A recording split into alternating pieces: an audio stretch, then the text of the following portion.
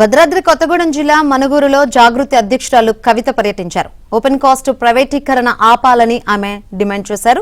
ప్రైవేటీకరణకు కేంద్రం టెండర్లు పిలుస్తోందని, ఒకవేళ అదే జరిగితే మనుగూరు ప్రజల జీవనం ప్రశ్నార్థకంగా మారుతుందన్నారు. ఓసీ విస్తరణ బాధ్యతలు సింగరేణికి ఇవ్వాలని ఆమె డిమాండ్ చేశారు.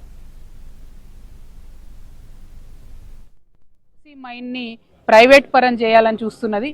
మనుగూరులో దాదాపు 75,000 నుంచి 80,000 మంది ప్రజలు జీవిస్తూ ఉన్నారు. ఈ ఓసీ మీద, సింగరేణి మీద ఆధారపడి జీవించేటటువంటి ప్రజానికం చాలా పెద్ద ఎత్తున ఉంటారు.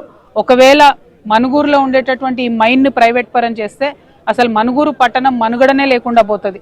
చాలా దారుణంగా, అమానవీయంగా ఇక్కడ సిఎండి గారు వచ్చి మరి మనుగూరు లైఫ్ ఇంకొక 3 ఏళ్లే ఉంది, 2030లో మొత్తం మైన్ క్లోజ్ చేస్తామని చెప్పి వెళ్ళడం జరిగింది. దానివల్ల మనుగూరు పట్టణంలో కూడా అనేకమైనటువంటి ఇబ్బందులు ప్రజలు ఎదుర్కొంటున్నటువంటి పరిస్థితి ఉంది.